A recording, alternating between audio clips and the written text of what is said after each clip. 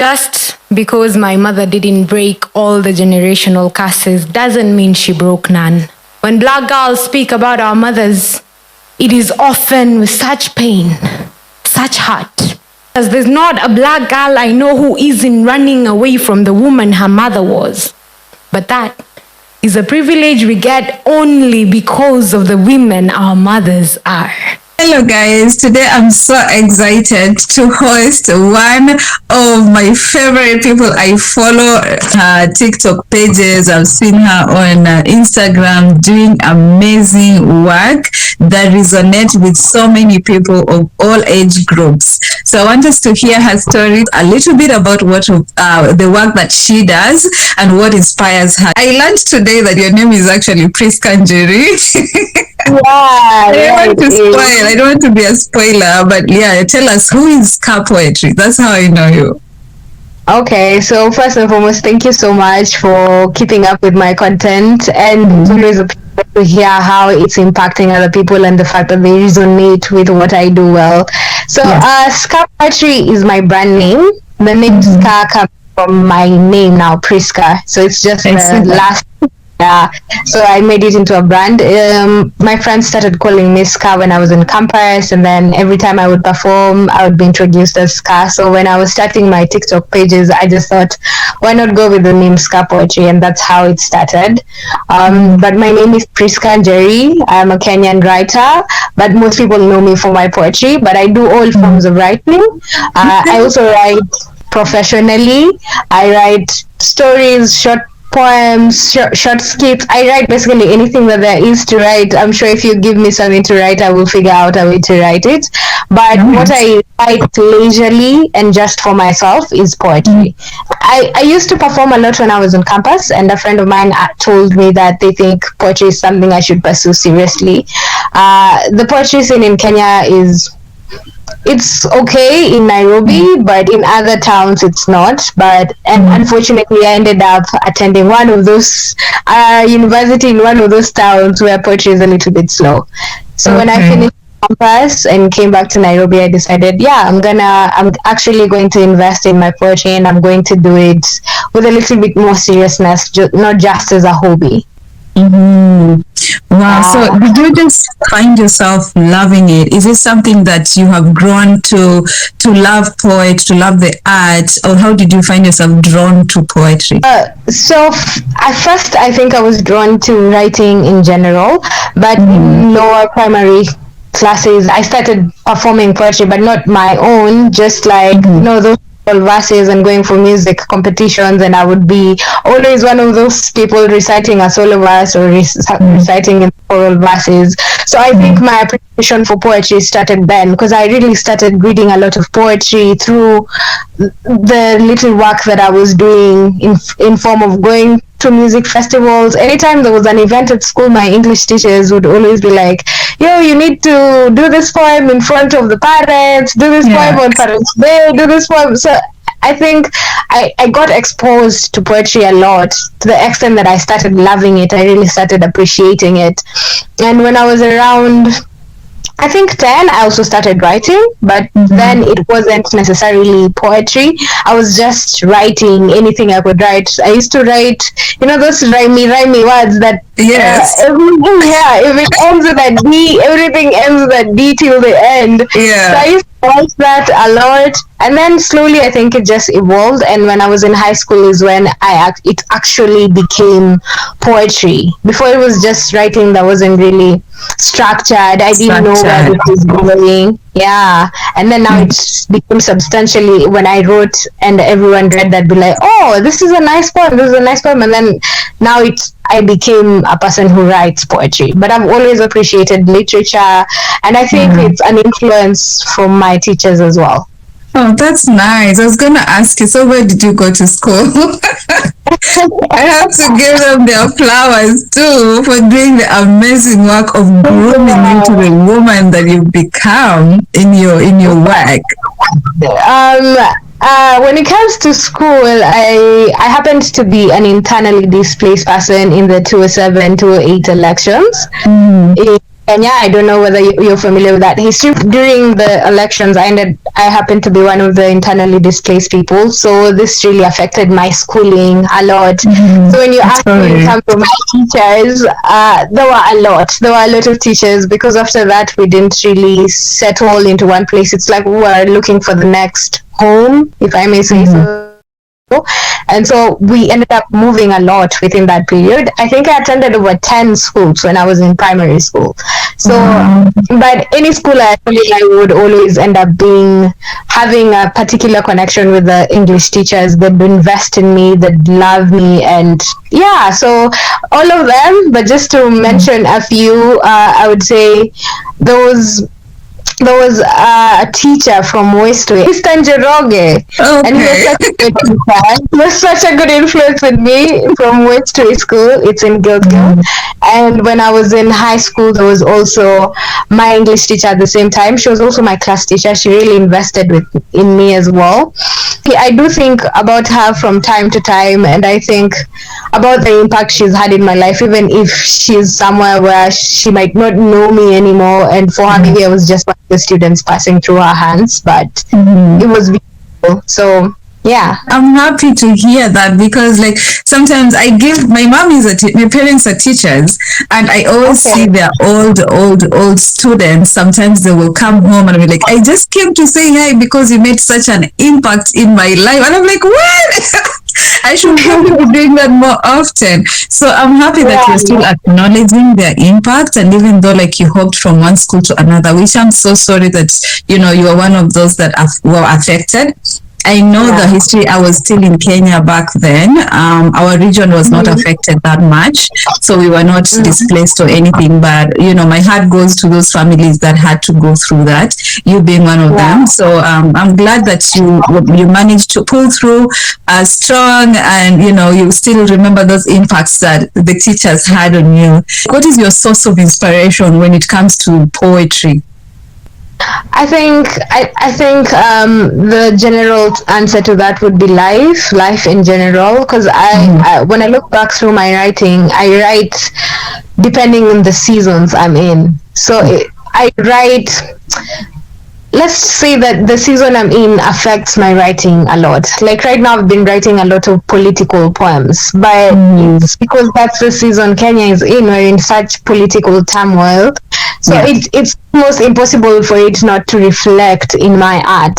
So I think life in general and the people around me, what they are experiencing, what I am experiencing, what we're experiencing as a community, those are the things that inspire me to write. And also I think I write for the things I wish were true, like the things I wish could be done, the things I wish could be accomplished. I end up reflecting that longing or that desire for those things in my writing. It's a sad situation that our country, whatever our country is going through, we hope for the better. And such like communication, such when you sit down and you hear somebody talking about it so deeply and passionately, sometimes you might be low and you're like, oh my God, this is what I needed to hear. And somebody's just communicating through poetry. So thank you for doing what you're doing, Priska, again and again. You mix reality situations with entertainment, with a bit of humor, with something like, oh, this is actually so deep. I'll tell you my favorite piece towards the end. I'll tell you my favorite piece. But I was like going to ask, how do you balance creating both like raw and motivating pieces for your audiences? Like, how do you balance that? In my writing, I do a lot of storytelling, a lot of poetry in the terms of poetics, and a lot of empathy, and I also apply a bit of humor, right? And I think this is able to help change the moods, help the tones. But I think why it's able to do that is because I hope my poetry would do for others what it does for me. So as I'm writing, most of the time I'm seeking healing. I'm hoping to let go of a situation. I'm hoping to understand something. So as I write, the things that it does for me, I think, are the things that it ends up doing for the audience. And most of my writing is geared towards healing. Most of my poetry is geared towards healing. So I also encourage a lot of authenticity, which is where I think the realness comes from. I think the more I open up about me in my poetry, the more my audience is able to see those parts of me that are reflected in them. So yeah, but I think when it comes to being able to switch is because of the techniques like storytelling, poetry, empathy, humor kidogo, and then when it comes to the realness, it's because of the authenticity that I use. I believe that authenticity is literally the highest vibration, and when you're authentic, just by being your authentic self, a lot of healing happens, because you stop performing and you stop covering yourself, and the moment you do that, a lot of healing happens naturally. So I think that's why it does that. Wow, you carry a lot of wisdom, and you're so young, but you carry a lot of wisdom with you. I'm like, wow, I am so amazed and impressed. What has been your most favorite piece so far, and what inspired that piece? I think, again, I write my poetry in seasons, so in every season there's a different poem that is not necessarily favorite, but a poem that speaks to me in that season. And right now I think my favorite poem is the poem I wrote about Congo, Palestine, and Sudan. I don't know if you've had an opportunity to listen to that one. I wrote it in June of this year, and around June, May, and since then it's just, every time I read it, it's like it's new, it's raw, I keep saying I'm as in love with that poem today as the day I wrote it. Like, sometimes, I read my writing and I'm like, I can't believe I'm the one who wrote this. You get I do. So I think for me, in this right now, that is the poem I am most in love with. And I think I'm most in love with that poem because it's helped to make me feel so much more helpless. Because with the situations around the world, even in my own country, I was feeling so helpless. It's like I was asking myself, what is the world coming to? What can I do? What little can I do to help? What little can I do to make the world a better place? And I think that point for me just helped me to feel less helpless and less out of control, and to remember that no matter who you are and no matter how small you are, there is a contribution that you can add to the things that you value and care about. Yeah. Change starts with me and you. And you can't say, oh, you want to see change, but you're not doing anything about it. And any little thing that you feel like this is little, it can be having like huge impact, and it can create huge change, because sometimes it's how we see things, how the perception that we have, that makes us act in a certain way. If I sit today and listen how you talk so passionately and deeply and about your poetry, and it resonates with me, it gives me a whole different perception about so many different things. I'll say my favorite, I love the Palestine and Congo because I watched it. I listened to it. But I also loved my mother, the poet you talk about. Oh my God. I was just watching, I'm like, oh my God. I need to have a sit down with this girl. It just gave me, and so I kept on scrolling. I'm not sure if people see, but I was told that, if somebody goes to your TikTok, then somebody will see. I kept on going back to that page until I'm like, okay, I hope this girl doesn't think I'm a stalker,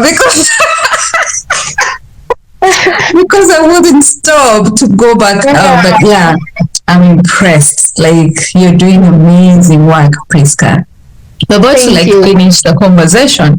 I know, like, you mentioned your teachers, you mentioned life experiences, but has there been like mentors, and especially I'll say women mentors, because I know, my platform right now is like enlightening, empowering, inspiring women.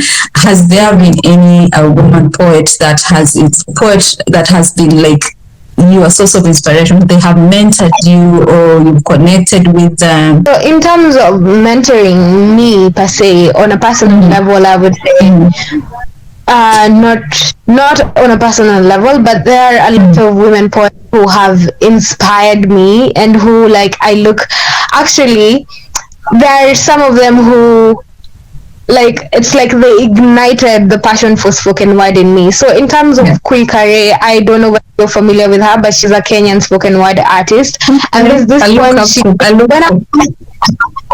okay. There's this poem she did. I was literally in high school, and it was talking about pampas, maziwa na ungambili. So it was like a commentary on the state of the country and poverty, because in this story, and it was like someone went and stole pampas, mkate na ungambili, because the family was in a poor state and he had a little baby, and so he was stealing the pampers for the baby, but in the process he ended up getting killed. And now the question she was asking through her poem is, how is it that a person could be killed for something as simple as pampas, maziwa na ungambili? Like, what is the state of the nation that has come to? And I carry that poem with me in my head ever since. I may not have met her and talked to her on a personal level. She may not have given me tips, pros and cons, but she ignited such a passion for spoken word, and not only spoken word, but spoken word that has impact, that has impact, that makes the other person on the other side to think and question for themselves, to question the systems we're in, to question the government, to be political, to not be for entertainment, but also for impact. Yeah, so in terms of that, there's also Sarah Kay. She does a lot of work on healing. I love Sarah Kay. She's a Kenyan. Yeah, I love Sarah Kay. I feel like her poetry is so healing and so warm.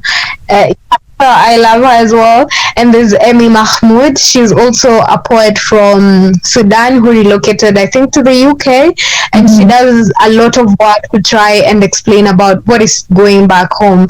And there's a particular poem she wrote and said that people ask her to perform a poem for 3 minutes and tell them about what is going on in Sudan.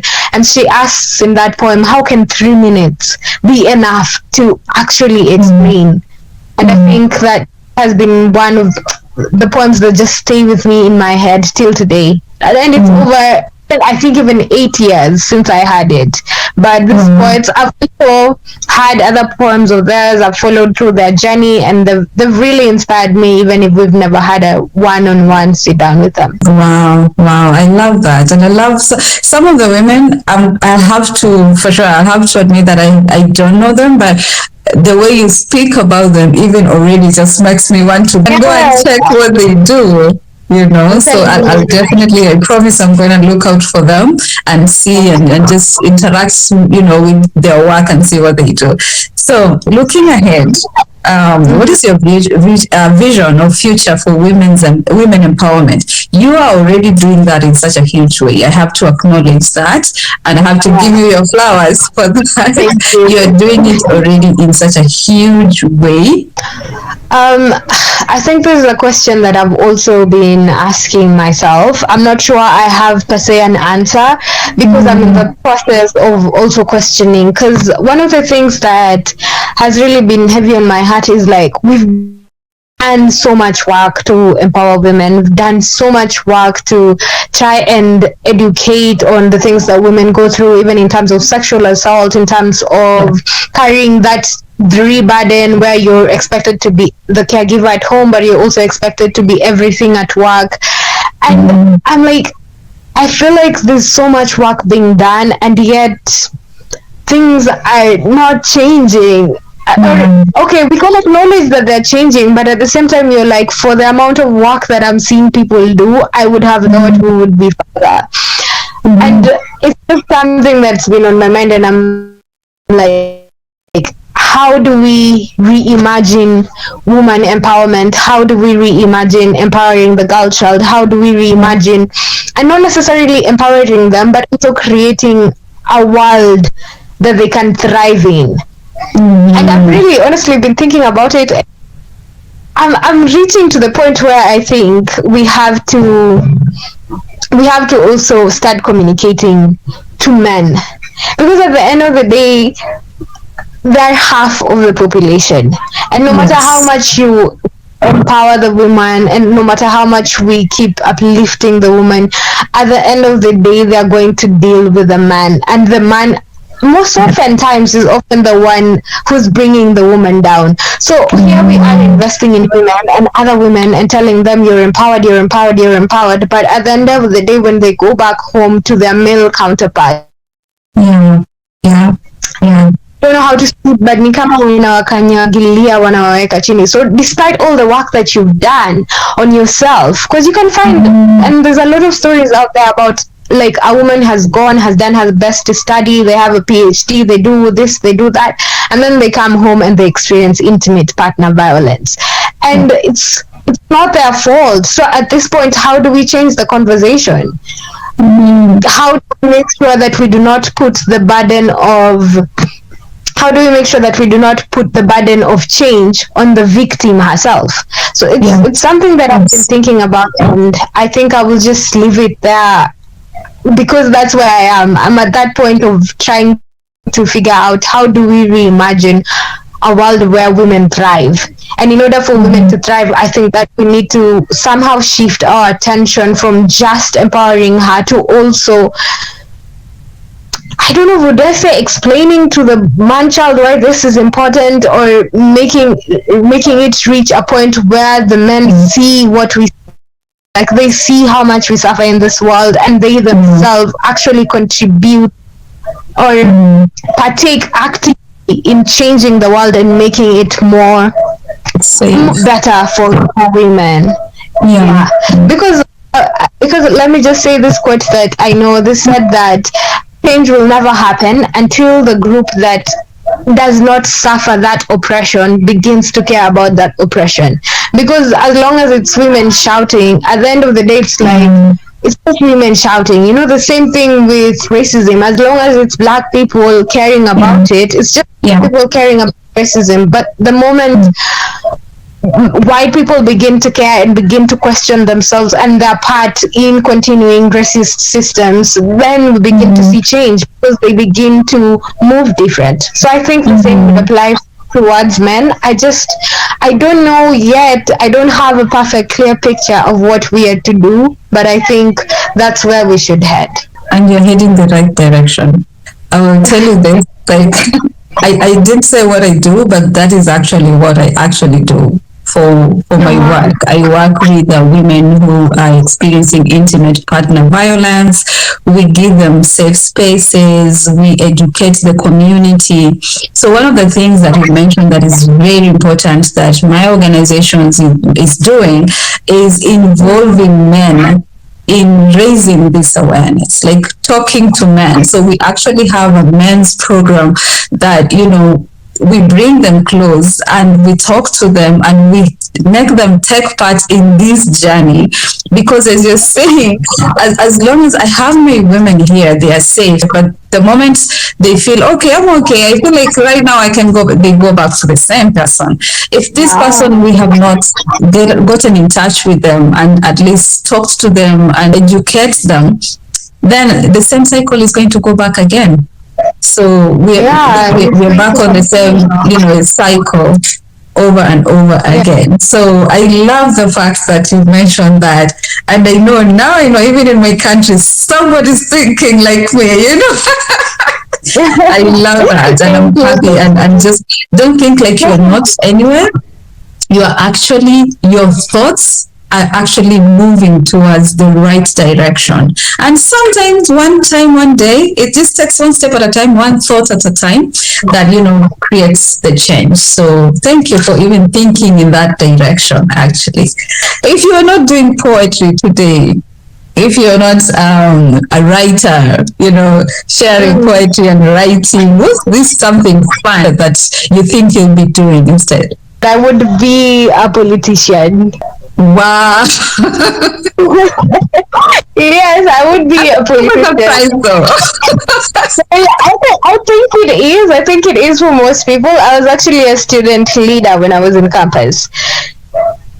Nice. Yeah, so Nice. I got into a bit of politics then. Okay, I won't call it a bit because it was quite a lot of politics. Because when you're a student leader, you have to convince. I think my population was like 10,000.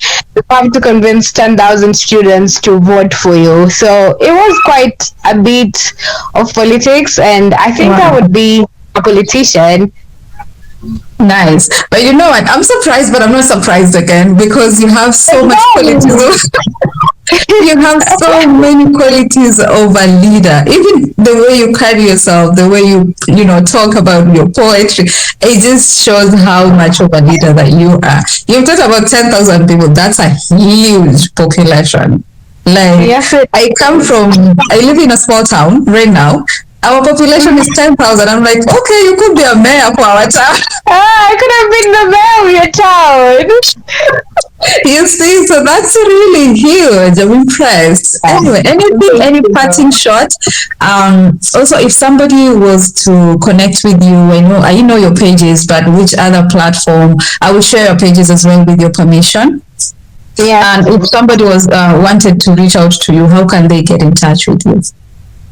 So if you want to reach out to me, I think my platforms are the best because I always make sure I check my DMs. I check like we met on Instagram, right? So Yes.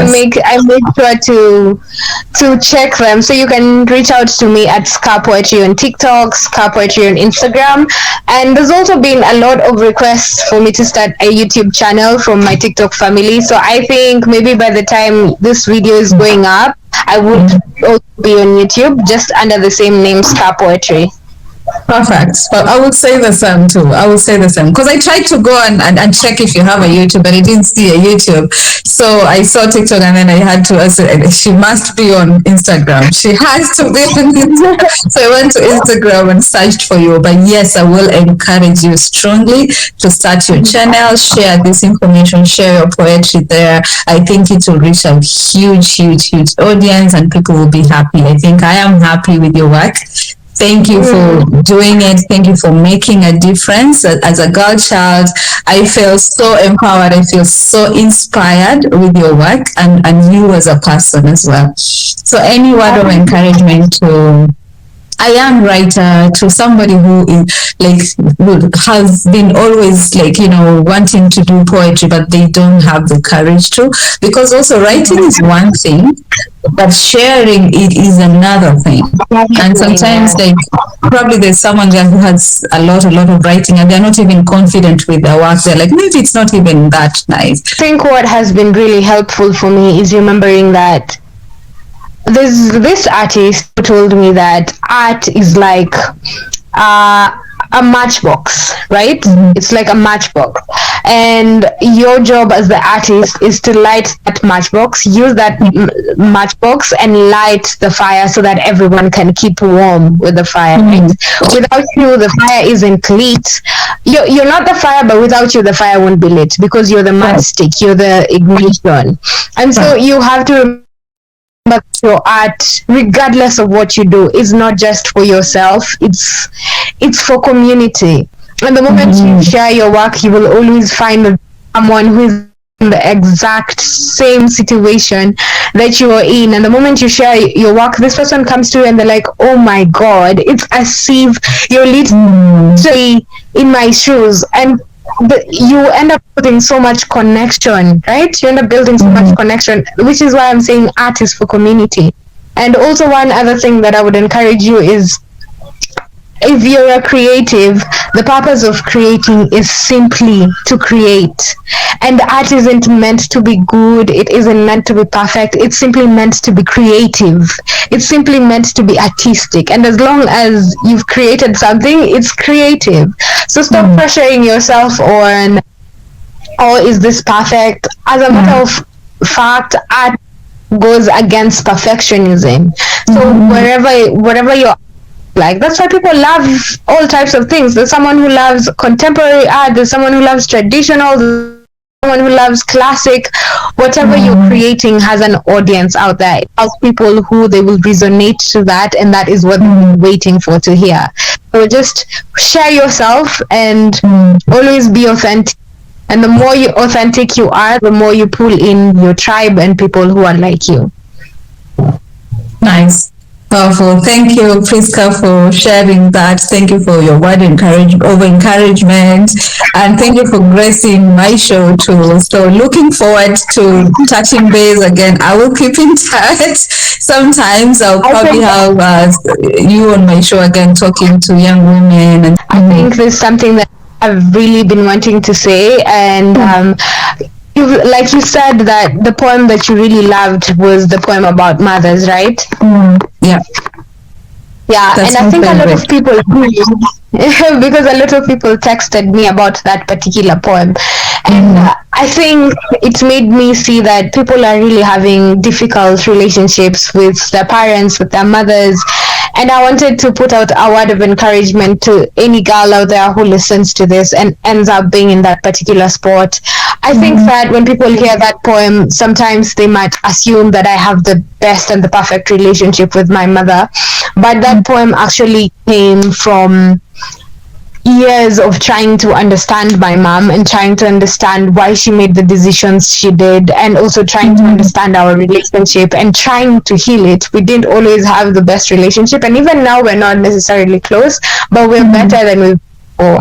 So this is an encouragement to anyone who had that poem and it resonated deeply with them, that I'm not at a perfect place with my mom, and it's okay if you are not either. But every day you can look forward to trying to understand them, making room for them, trying to be gracious with them, and also healing in the places that you feel they've hurt you or they didn't show up for in the best way that you wanted to. So, yeah, so as you listen to that poem, let it be a healing step. Let it be a stepping stone towards healing and having a better relationship, if not necessarily a close one, with your parent. Wow. Thank you for sharing that, Chris. Thank you for saying that, because as I said, it resonated with me in so many different ways. But I know also like a lot, because it's also like has a huge watch hours, and I know like I said, this must be really good. Before I watched it, like this must be really good. So I sat down and listened to the message, and like a lot of people were like commenting on it, and they are relating with the story. So thank you. And if anyone out there, I hope you've been encouraged. I hope you've been inspired. I hope you've been empowered. And if you need to touch base with Priska Njeri, again, her pages are open. Her social media pages are open, and she's going to be sharing her YouTube channel very soon on her social media. So be on the lookout for that. Thank you. It was a pleasure. It was a pleasure. I'll be in touch. Bye. Okay, bye.